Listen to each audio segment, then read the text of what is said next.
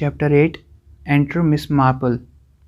क्रेडॉक वापस police station आकर सबके बयानों की कॉपी चीफ को देता है और उनसे पूछता है, उस आदमी रूडी शोर्स के बारे में कुछ पता चला क्या सर आपको? हाँ क्रेडॉक, कुछ पुरानी फाइलें खंगालने पर पता चला है कि उसका पहले से ही क्रिमिनल रिकॉर्ड था।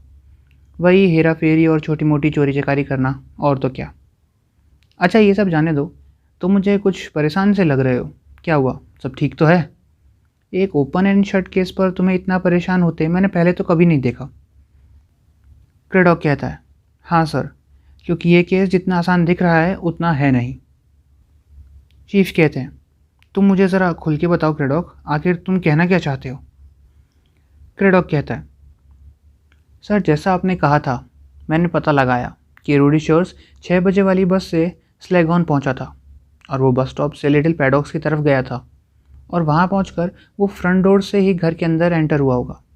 वहाँ पहुंचकर उसने 2 गोली चलाई, जिनमें से एक मिस ब्लैकलॉक के कान को छूती हुई निकल गई और फिर उसने तीसरी गोली चलाई जिससे वो खुद मारा गया। अगर इस कहानी के साथ हम रूडी का पुराना क्रिमिनल रिकॉर्ड देखते हैं तो भी हमें यह पता नहीं चलता कि वो वहाँ चुराने क्या आया था, क्योंकि लिटिल पैडॉक्स पर तो चुराने लायक कुछ है ही नहीं। चीफ कहते हैं, ठीक है क्रेडॉक, अब तुम अगर इतना कह ही रहे हो तो ज़रा ये भी बता दो कि तुम्हें किस पर शक है? क्रेडॉक कहता है, शायद वो विदेशी लड़की, लेकिन अभी किसी पर भी शक करना जल्दबाजी होगी, क्योंकि मुझे अभी भी यही लग रहा है कि उस घर में कुछ तो ऐसा था जिसके लिए वो वहाँ आया था, कुछ ऐसा जिसका जिक्र ना तो मिस ब्लैकलॉक ने अपने बयान में करा और ना ही किसी और ने। और फिर ऊपर से मिस डोरा बर्नर का बार बार यूँ कहना कि वो यहाँ मिस ब्लैकलॉक को ही मारने आया था। उनके कहने से ऐसा लग रहा था कि वो मुझे यकीन दिलाना चाहती थी कि कोई सच में उन्हें यहाँ मारने आया था। चीफ कहते हैं, तुमने बिल्कुल ठीक कहा क्रेडॉक, आखिर रूडी वहाँ चोरी के इरादे से आया था तो वो आखिर वहाँ चुराता क्या? और अगर नहीं तो वो मिस ब्लैकलॉक को भला मारने आया ही क्यों? आखिर मिस ब्लैकलॉक से उसका ऐसा कौन सा पुराना नाता है? क्रेडॉक कहता है, शायद केस के अभी भी बहुत से राज दबे हुए हैं सर। चीफ हंसते हुए कहता है, हाँ क्रेडॉक, क्यों नहीं। वैसे अब तुम हाफ डे ले लो, क्योंकि हमें सर हेनरी के साथ लंच पे जाना है, वहीं रॉयल स्पा होटल पर। क्रेडॉक थोड़ा चौंक गया और उसने चीफ से सवाल करा, वहाँ जाने की कोई ख़ास वजह सर? क्योंकि लंच तो हम कहीं पर भी कर सकते हैं ना।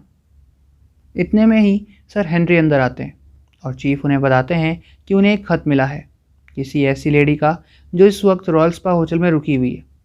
उसने कहा है कि उसके पास हमारे केस से रिलेटेड कोई बहुत ही ज़रूरी जानकारी है जो वो हमारे साथ शेयर करना चाहती है। और क्या नाम था उस लेडी का, मैं तो भूल ही गया।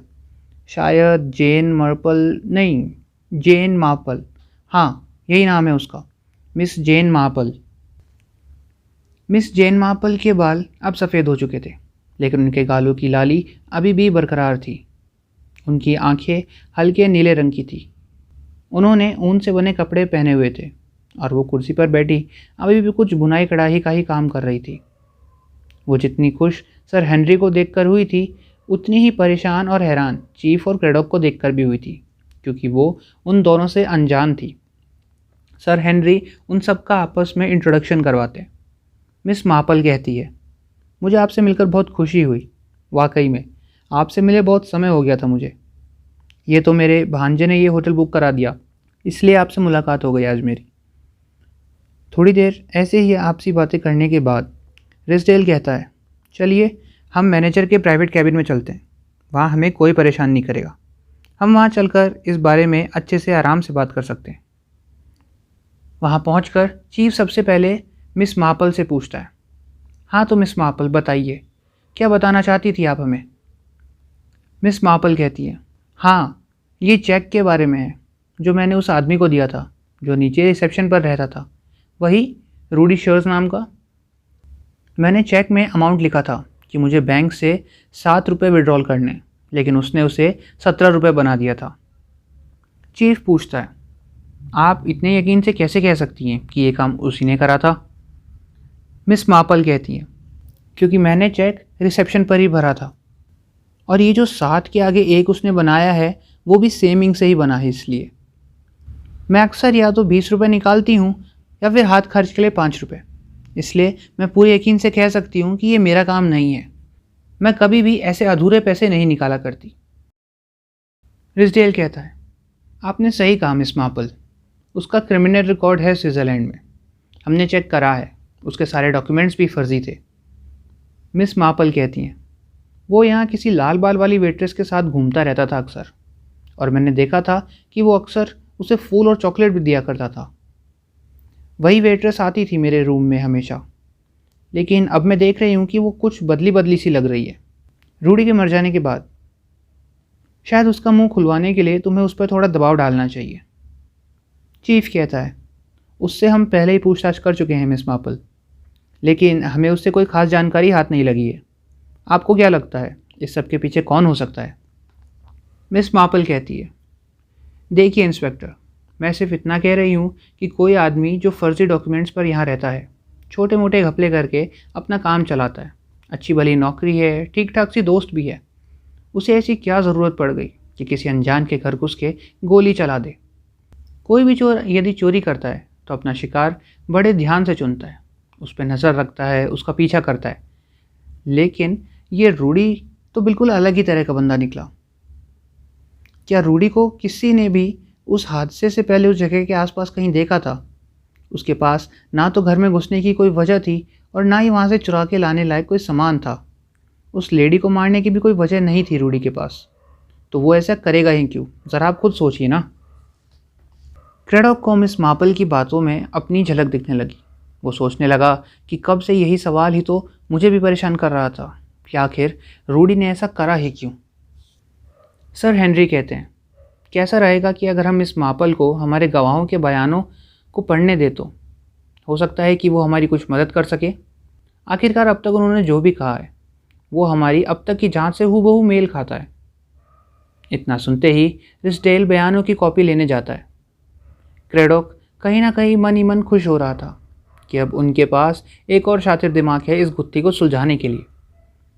रिजडेल उन सभी बयानों की कॉपी मिस मार्पल के सामने लाके रख देता है। वो उन्हें पढ़ती हैं और सबको बताती हैं कि ये केस बहुत ही उलझा हुआ है। इसमें गुनहगार को ढूंढना घास के ढेर में सुई ढूंढने के बराबर होने वाला है। मिस मार्पल के मुंह से ऐसी बातें सुनकर क्रेडॉक को बड़ी निराशा हुई, क्योंकि उसे लग रहा था कि शायद मिस मार्पल एक चमत्कार करेंगी। आगे मिस मार्पल कहती हैं कि इन सब के बयानों से एक बात तो क्लियर है कि उन सभी ने एक मुखौटा पहने आदमी को आते देखा था जिसके हाथ में बंदूक थी। लेकिन इसके बाद की घटना को सबने अपने ढंग से परोसा है, मतलब किसी ने भी साफ ढंग से कुछ नहीं देखा।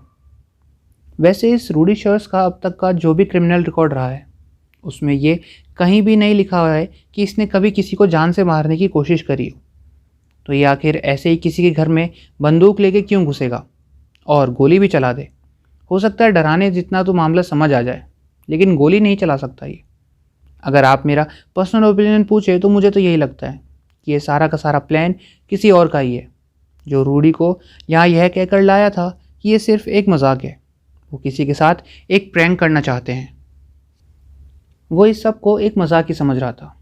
असली मुजरिम ने रूडी को अपने जाल का हिस्सा बनाया ताकि वो उस पर अपना सारा इल्ज़ाम लगा सके। असल में ये सब किया धरा किसी और का ही है। रूडी को पेपर में ऐड छपवाने के लिए, वहाँ आकर नाटक करने के लिए और मिस ब्लैकलॉक से मिलने के लिए पैसे दिए होंगे, क्योंकि वो ऐसे काम सिर्फ पैसों के लिए ही कर सकता है। चीफ कहते हैं, लेकिन उसने सब पर गोली भी तो चलाई थी मिस मार्पल, उसका क्या? क्या आप ये कहना चाहती हैं कि किसी पर गोली चलाना भी एक मजाक है? मिस मार्पल कहती हैं, नहीं नहीं, असल में हुआ यूँ होगा कि वो वहाँ खाली हाथ आया होगा। लाइट्स जाने के बाद रूडी के पीछे कोई आया और उसके पीछे छुपकर किसी ने गोली चलाई। गोली की आवाज़ सुनकर नॉर्मल सी बात है कि वो खुद भी डर गया होगा और पलटा होगा ये देखने के लिए कि गोली किसने चलाई, कि तभी उस पीछे खड़े आदमी ने रूडी को गोली मार दी और रिवॉल्वर उसके पास ही फेंक दी, जिससे कि सबको यही लगने लगा कि गोली भी रूडी ने चलाई थी और ये रिवॉल्वर भी उसी की है। चीफ कहते हैं, आपकी बातों में दम तो है मिस मार्पल, ऐसा हो सकता है, लेकिन मिस ब्लैकलॉक को भला कोई क्यों ही मारना चाहेगा? मिस मार्पल कहती हैं, मुझे माफ़ करना इंस्पेक्टर, लेकिन इसमें मैं आपकी कोई मदद नहीं कर सकती। इस बात का पता लगाने के लिए आपको खुद मिस ब्लैकलॉक से ही कुछ सवाल जवाब करने पड़ेंगे, या फिर आप मिस डोरा से भी सवाल जवाब कर सकते हैं, जो हमेशा उनके साथ रहती है। लेकिन मुझे एक बात अभी भी समझ में नहीं आ रही है कि आखिर इस मिस्टर एक्स ने इतनी मेहनत क्यों करी। उसने रूडी को प्लान बताने का खतरा उठाया। ऐसा भी हो सकता था कि रूडी उसके साथ ना मिलकर पुलिस के पास जाके उसका भांडा फोड़ देता। उसने पैसे भी दिए रूडी को। भला ये मिस्टर एक्स किसी दूसरे तरीके से भी तो मार सकता था ना मिस ब्लैकलॉक को। तो उसने इतना सब प्लान क्यों करा। मिस मार्पल ने कहा था कि वो वेट्रेस मायना हैरिस रूडी की मौत के बाद कुछ घबराई हुई सी लग रही थी। उसका बर्ताव बहुत बहुत बदल चुका था। शायद उसके पास कुछ है जो हमारे काम आ सकता है। इसलिए सबसे पहले क्रेडॉक उसी से पूछताछ करने जाता है। और जिस बात का शक था मिस मार्पल को, यहाँ वही हुआ। मायना हैरिस जानबूझकर अपनी माँ की वजह से पुलिस के चक्करों में नहीं पड़ना चाहती थी, इसलिए वो उन्हें पूरी बात नहीं बता रही थी।